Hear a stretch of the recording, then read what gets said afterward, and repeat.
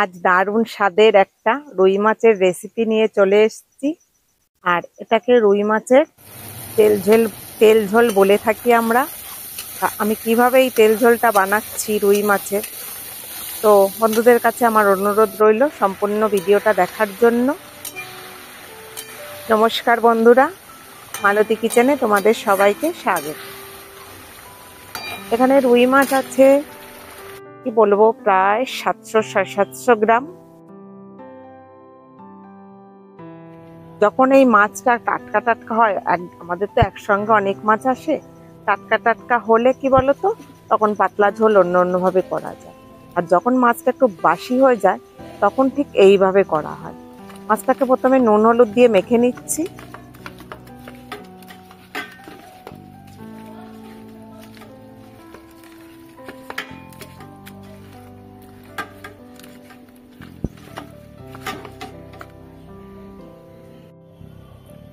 কড়াইতে সর্ষের তেল বসিয়ে দিয়েছি, এবার এক এক করে মাছগুলো দিয়ে দেব। আর এই মাছটা খুব বেশি কড়া ভাজা হবে না, একটু হালকা করে ভেজে নিতে হবে।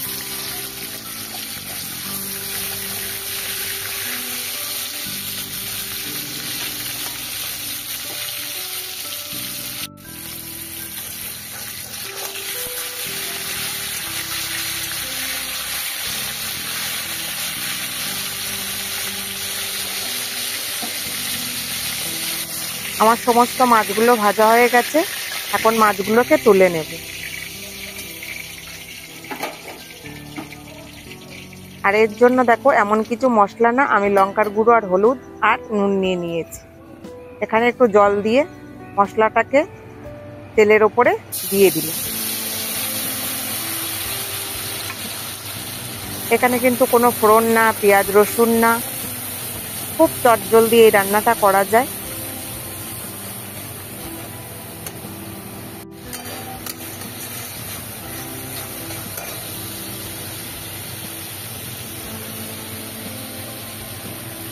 আর একটু সামান্য নুন দিয়ে দিলাম,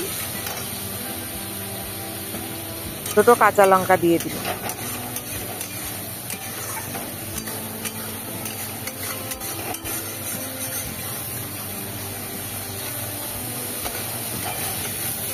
ভালো করে শুধু কষিয়ে নিতে হবে। আর যখন এই মশলাটা ভাজা ভাজা হবে, কালারটা চেঞ্জ হয়ে যাবে, একটু লালচে লালচে ভাব এসে যাবে, তখন বোঝা যাবে যে আমার মশলাটা ভাজা হয়ে গেছে বা রেডি, জল দেওয়ার মতন ঠিক সময় হয়ে গেছে।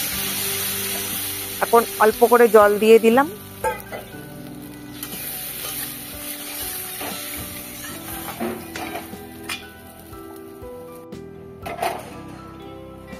ঝোলটা ফুটছে, এই অবস্থাতে মাছগুলো ঢেলে দিতে হবে।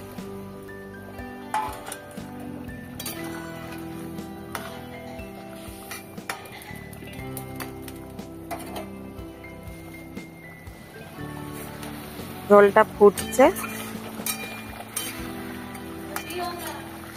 একদম ফুটবে। যখন ওই তেল তেল ভাবটা মনে হবে যে তেল তেল লাগছে, সেই অবস্থাতে নামিয়ে নিতে হবে, তবেই এটা তেল ঝোল।